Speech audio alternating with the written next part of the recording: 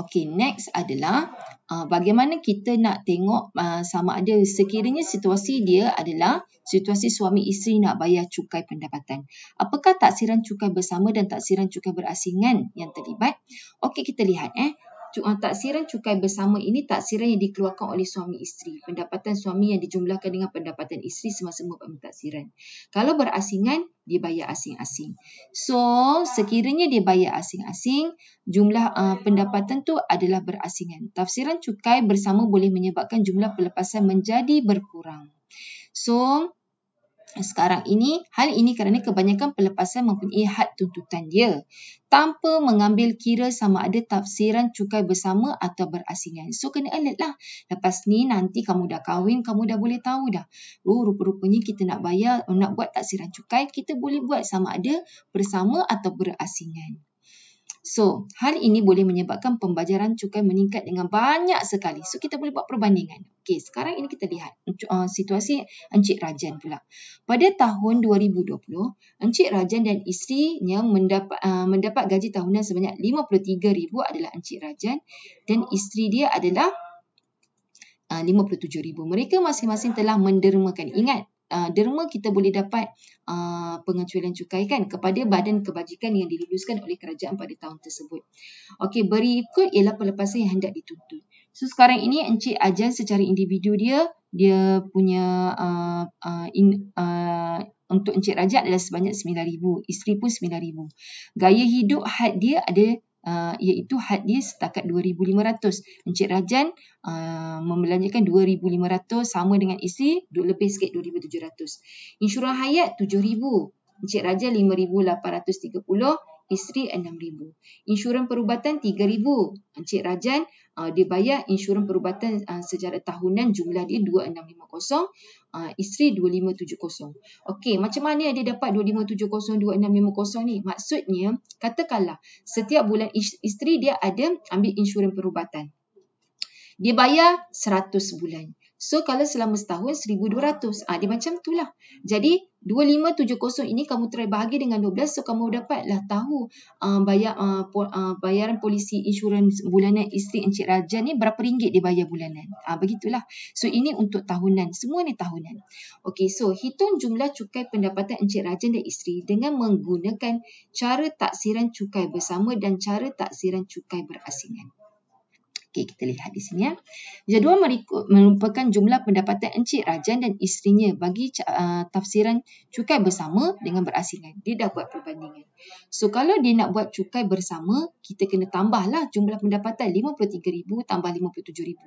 So, jumlah pendapatan tahunan bersama adalah RM110,000. Okey. So, sekarang ini jumlah pengecualian derma kan sebanyak dia akan tolak 1,000. Okey, so pelepasan cukai tak ada. Dia hanya dapat pengecualian cukai sahaja iaitu derma. Individu tadi 9,000 gaya hidup. Okey. Dari segi pelepasan cukai pula bukan tak ada, dia ada di bawah ini. Individu dia adalah 9,000 gaya hidup 2,500, insyurans hayat 7,000, perubatan 3,000. Okey. Dekat sini dia tolak semua. Dia akan daripada 110,000 dia tolak semua ini, dia akan dapat pendapatan bercukai dia 87,500. Macam mana dia dapat ini? Sebab kita dah tahu nak kira pendapatan bercukai, kita akan ambil jumlah pendapatan tolak jumlah pengecualian dengan kita punya pelepasan. Okey, sekarang ini baru kita dapat tahu pendapatan bercukai gabungan suami dan isteri Encik Rajan ini adalah 87,500. Okey.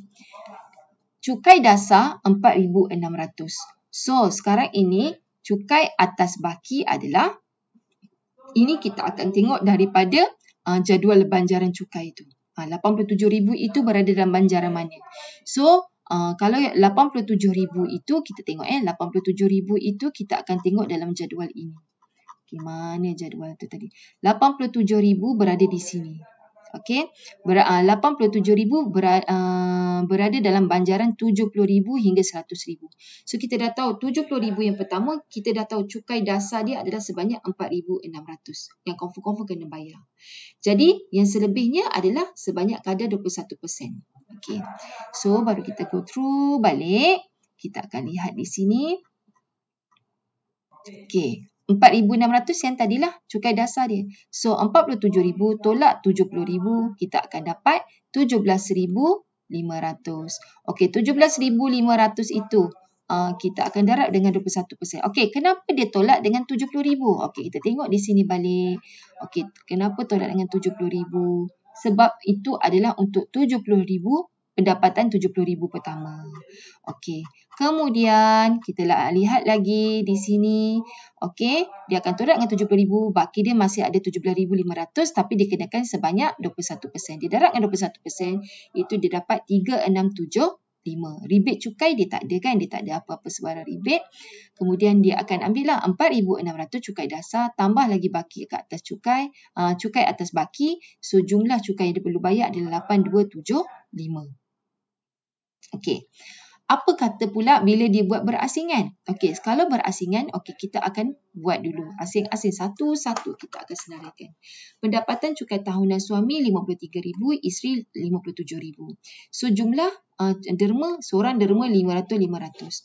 Okey, pelepasan cukai tadi yang dia dah senaraikan dalam jadual. Semua itu ditolak-tolak. Okey. Tapi dalam gaya hidup isteri Encik Rajan, dia melebihi had. Pelepasan yang layak adalah 2,500. Sedangkan dia berbelanja sebanyak 2,700. Okey, kalau macam ni macam mana? Okey, sekarang ini dia tolak semua. Pelepasan cukai yang hanya layak dituntut hanyalah setakat 2,500. Kalau dia dah belanja melebihi pelepasan, dia kira setakat 2,500 sahaja. Jadi yang 200 tu let go lah. Okey, dia tak kira lah tu. Okey, so dia akan tolak dengan semua pelepasan cukai, dia akan dapat banyak ni. Okey, Encik Rajan 32,520, isteri dia 36,430. Cukai dasar dia, kita akan tengoklah pendapatan Encik Rajan 32,000, isteri 36,000. Kita rujuk balik 32,000 dengan 36,000. Kita rujuk jadual tafsiran cukai individu ini. 32 dengan 36. 32, Encik Rajan berada di sini. Isteri berada di sini. Dia begitu. Okey? Kita kena rujuk senantiasa jadual ini. So, cukai dasar Encik Rajan 150. Isteri cukai dasar dia 600. Tapi yang ini dia akan dapat selepas daripada 20,000, Encik Rajan akan dikenakan kadar sebanyak 3%. Isteri dia akan dikenakan kadar cukai adalah 8%. Okey. So, kita akan pergi pada jadual tadi. So, kita akan kira yang Encik Rajan dulu. 32,520 tadi kan kena tolak dengan cukai dasar dia 20,000. Akan dapat baki ini. Dia dapat darab dengan 3%. So, inilah cukai atas baki. Okey, kemudian dia dapat rebate sebanyak 400. Okey, kenapa 400? Kenapa dia tolak 400? Sebab pendapatan bercukai melebihi 35,000. Okey, pendapatan cukai dia pendapatan bercukai dia adalah 32,520 kurang daripada 35,000. Ini nak tengok dari mana? Nak tengok di mana? Kita akan tengok rebate cukai. Okey, rebate cukai sebelum ni. Okey, kejap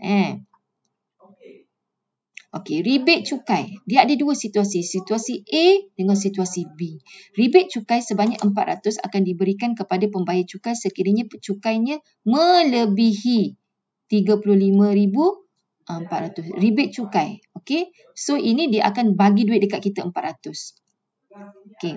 Rebate cukai sebanyak 400 akan diberikan kepada pembayar cukai sekiranya pendapatan cukainya tidak melebihi. Okey. Yang kedua, situasi kedua sekiranya dibayar zakat. Okey. So, kita tengok pada Encik Rajan.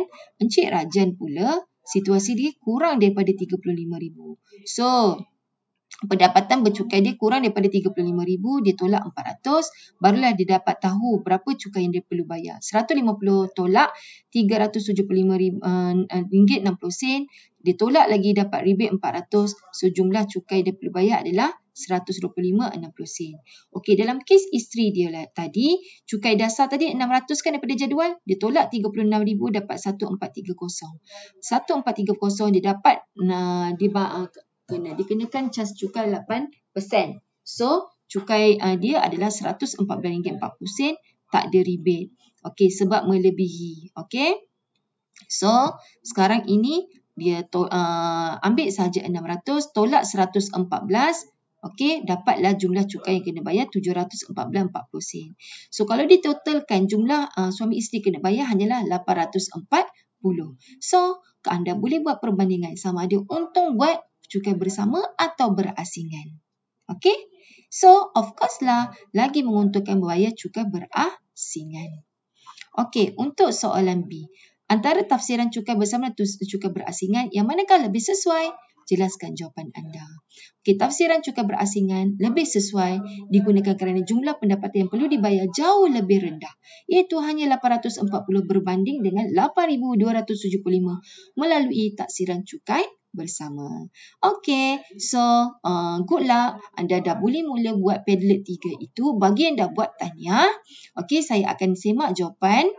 Saya minta tolong bagi kerjasama sebab tajuk ini sangat-sangat penting. Okey, bukan setakat untuk exam tapi untuk kamu nak kira cukai taksiran pada masa akan datang. Okey, tahniah dan terima kasih bagi yang telah mula buat tugasan saya. Assalamualaikum. Bye.